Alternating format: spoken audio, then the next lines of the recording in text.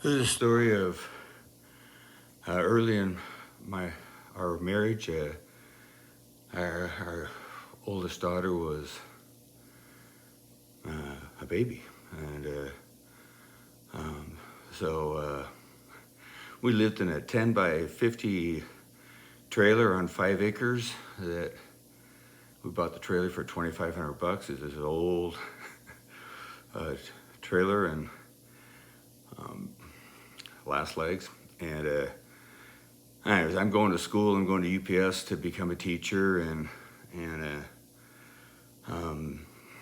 I mean, we had cleared a spot for a trailer. Just, I mean, a half a mile dirt road, no neighbors, and one car. So when I was gone, Pam was home, uh, with Elise, and eventually Emily with no car. And anyways, the trailer was even up against the trees. I mean, when the wind blew, the tree branches would scratch against the side of the trailer. Anyways, one night I got woken up, middle of the night, something, scratching.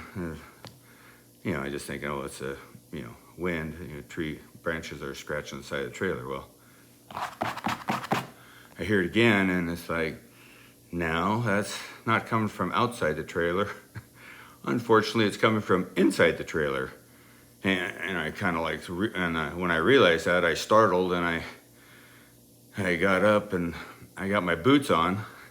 So I'm in my underwear and I got my boots on, and I go in the kitchen and I get the broom, and I tape a big knife to the end, so I got a spear. And running the whole length of the trailer was this like ducting that held the piping was inside this little metal framed rectangle that ran right along the wall, base of the wall, the floor, that the piping would be inside that. And I, because I realized whatever it is inside that little rectangular ducting, right, inside our bedroom there. And I get my, make my spear. I open right next to our bedroom at the end, and next to the bedroom was the bathroom, and the sink. I removed the sink doors, and that the ducting stopped at both sides of the sink, and you could see the piping. There's a water pipe and then a propane pipe, running along the base of the wall. And so it's like whatever's in that ducting, it got in there. I mean, this is my only place to see it is under the sink in the bathroom. So I'm sitting there on the floor with my boots on, in my underwear. That's all. And I got my broom with my big knife taped onto the end, and I've got the knife pointing towards it. It's like whenever that thing pops out, I'm gonna try and skewer it. And I'm sitting there, and it's like 1:30 in the middle of the night.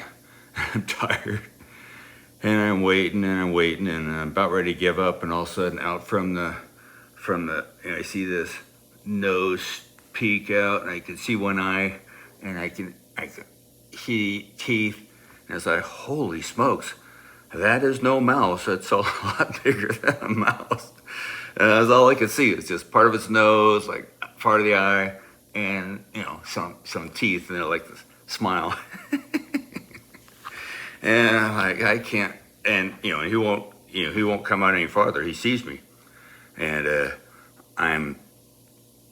it's like I'm not gonna be able to spear through that metal, that sheet metal, and I'm tired. I just like, okay, I just put the doors back on, close up under the sink, and turn the lights on, go to bed. Forget it. And got slept, got some sleep, had to get up, go to school. And next night, same thing. Wake me up like 1:30. I'm boots on, got my spear, sitting in a tiny little bathroom with looking under the sink, and it takes like an hour. The little nose pops right around the corner, and I see he's teething, and I'm waiting and waiting, and finally I even jab, and of course I miss. It's and so I'm just discouraged. I can't get this thing, and I tell my dad about it, and he goes, "Oh, you can." I asked him, "Can I borrow your shotgun?" He goes, "Sure." And so I'm just like, "Oh, well, next night I'm just gonna shoot the critter." It's just a $2,500 trailer. I'll just duct tape up, the hole I put in the wall. There's no neighbors. We're just out in the woods. I mean, there's no neighbors around at all, and so total farm boy. And so I'm sitting there. Now I'm sitting there with my boots on, with the shotgun, and I'm, aiming for it, got it pointed, and sitting there, and I'm waiting and waiting and waiting, and finally I see the eye, the nose, the smile, and a couple teeth, and I'm aiming, like a couple inches behind, and just about ready to pull the trigger, and all of a sudden I realize, like right behind him is all the piping. I mean, the water pipe, the propane pipe, and I'm just about ready to pull the trigger, and all of a sudden I stop. I'm like, it's like, I can't do this. I mean, I might, would it rupture the propane pipe? Would it even blow up? And I mean, would I blow ourselves up? Or, I would definitely, it's just, I instantly realized what a stupid idea. It took me a while, but I realized, okay, I cannot do this. So I unload the shotgun, and take my boots off, turn the lights off, put the doors back on, go back to bed, discouraged. Fourth night comes along, hear that, and I'm starting to get like sleep deprived. I'm not getting much sleep. I've gotten like 2 or 3 hours of sleep this is the fourth night in a row now, and I get my boots on, I got my butcher knife, and I kick open the door, and I'm just, to the bathroom, and I take a step in, and to my horror, what's standing in the tiny little floor in our bathroom is a skunk. And it looks up at me, and I'm like a deer in the headlights. I just freeze. I'm just like, mother, and I just freeze, and it slowly turns around, and it flicks its tail up, and it's looking at me, and I'm expecting, just to get sprayed, which I've never had it happen, but I've heard it's just a horrible experience, and it's just super, super hard to get off you, and I was just like, oh, no. And it didn't. It just walked back under the sink and disappeared into the ducting.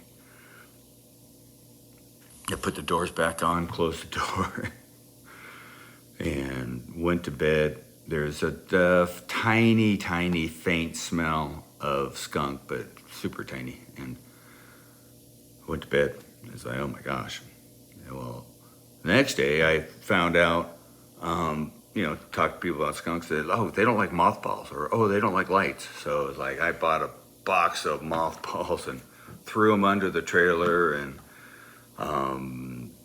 threw them inside down the vent both ways, and left the lights on in the bathroom, put a light, got a light, and and put it, some lights, and hung them down underneath the trailer, and never had any more problems with skunks. But oh my goodness, that would have been really bad if it would have sprayed me. Oh, just that moment when I kicked the door open, that skunk was standing there, and it turned and flicked its tail. I thought I was in trouble. Anyways, skunk in the trailer.